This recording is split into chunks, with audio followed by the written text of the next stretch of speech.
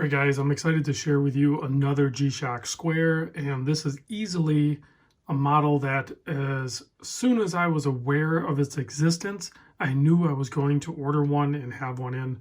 Now, there's a couple other colorways, I believe, but honestly, I don't even remember what they are. I just remember seeing this camouflage type dialed one and instantly knew that I was going to swoop it up. But it's not exactly what I thought it was, and I'll talk about that.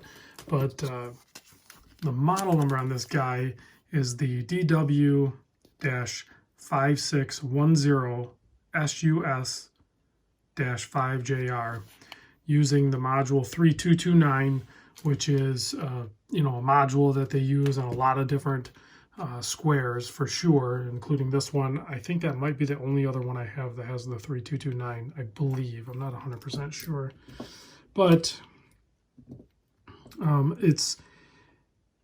it's a good module nonetheless. It does everything you need it to do, and more. Its durability and all that good stuff. But this one comes with a couple little tricks.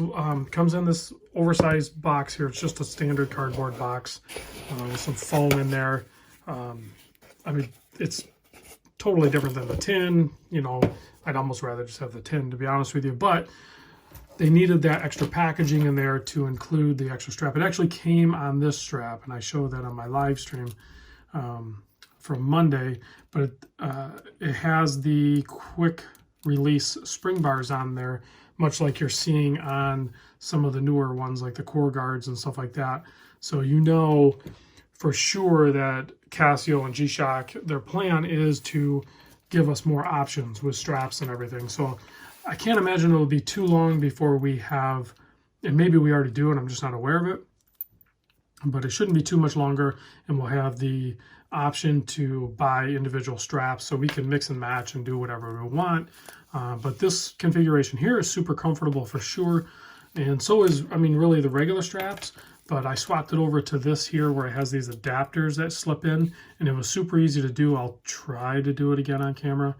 And then the nylon material that they use, that Gshock uses, both in this two-piece configuration and the single pass on this one, is super, super comfortable. Even adding the thickness on here, which I typically don't like in like a NATO fashion, but it's super comfortable. And I believe somebody else mentioned too, and I totally agree with you, I wish they would have just done the exact same material like this in a single keeper. I'm actually not a fan of this. It seems like, this one's sewn in, this keeper is sewn in, so I don't have to fiddle with it. But this floating one, it's oversized, and when the strap is in there, it doesn't really, it's not taut enough, so it just it'll end up floating out on you. It's one thing I keep fiddling with for sure. So I would rather have just the single nylon one like this. If I could figure out how to make one and just cut both those off, I might do that. We'll see.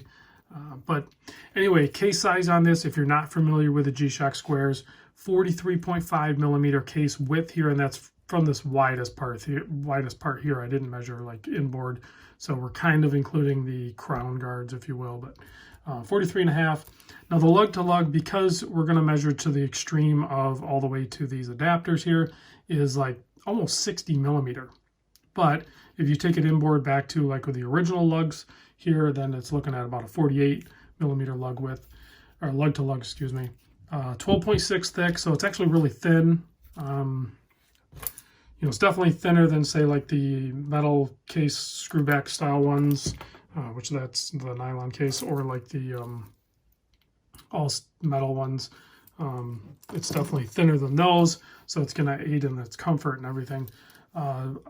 The lug width here on these adapters is like 20.5 millimeter.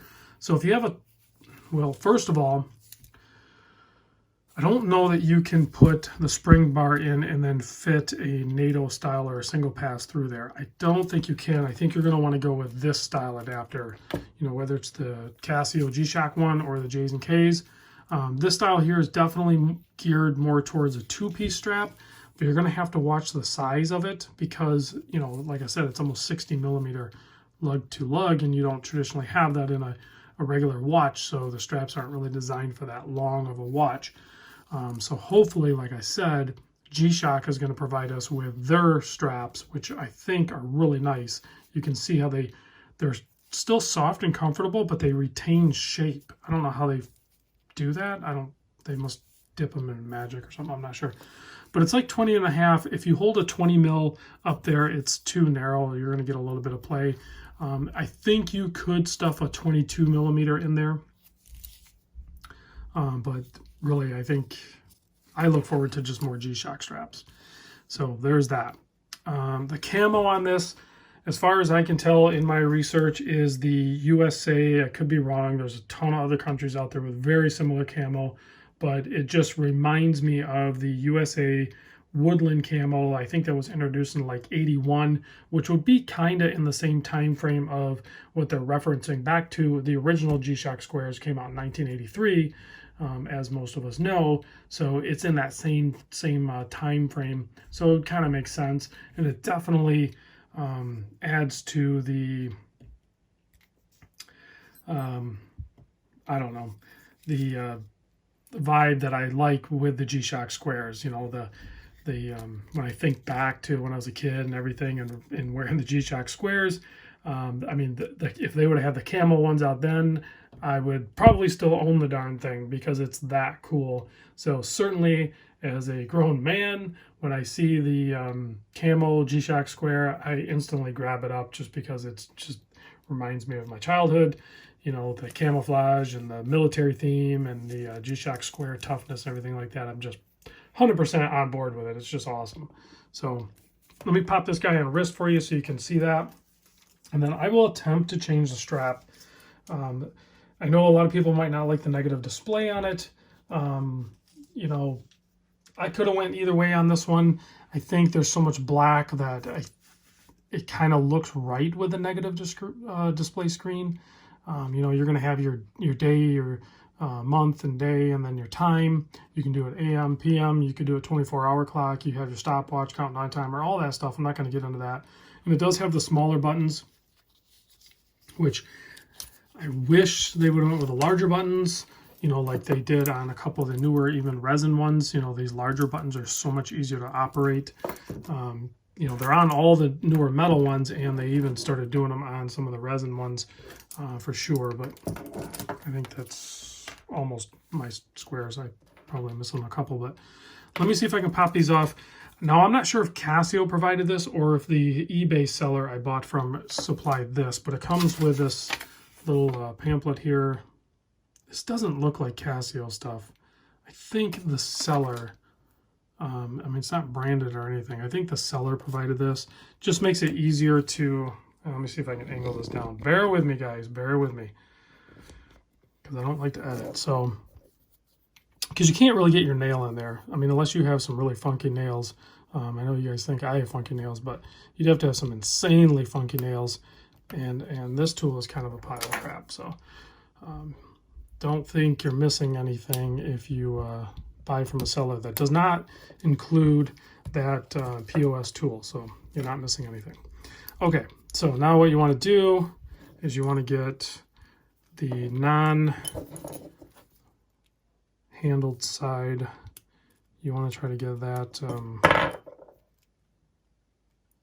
pin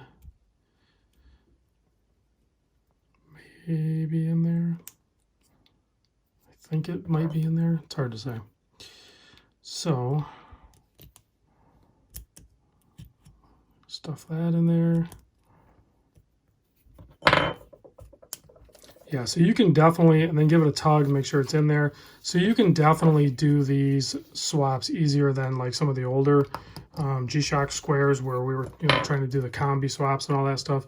Anybody that's tried that knows that what I'm doing right here, I'm not like, this is not like pro level, you know, superhuman ability to swap these straps. They did something to make these a little bit easier to manage here. So I don't know if just the spacing or sizing of them or something, because even that, like getting it to snap in there like that is just nice. So, all right, let me angle this back up. So whether you like the, you know, the more black in there, or if you want to go with that full tan or khaki type camo colored strap on there, either one's going to be crazy comfortable. I wore it all day today on the fabric, but this is equally as comfortable. And in many cases, you know, if you're going to do a lot of water, swimming and stuff like that, I would prefer this strap. The canvas one would be fine. I think it would hold up fine, but this one's definitely going to be more resilient. So, and then the lume on it, I'll try to do the light again. I'm not sure how well it'll show. And then I'll close you out with that because I'm already over 10 minutes. Jeez, oh Pete. So, yeah, I mean, it lights up plenty good. The negative displays typically do, and it stays lit for a while. So, all right, guys, thanks for watching. Well, shoot, I already went this long. So I paid, I don't know what the actual price should be on these, but I paid $157 from an eBay seller. Plus I had to pay tax on it. And I broke my rule of I'm no longer buying from eBay because the whole tax thing. This came from Japan. And I've talked to a few people that have sold their watches on eBay and even used watches. And the tax that eBay collects that makes the seller pay goes to the, or the buyer pays, goes to the seller. So my tax that I paid to this went to the seller in Japan.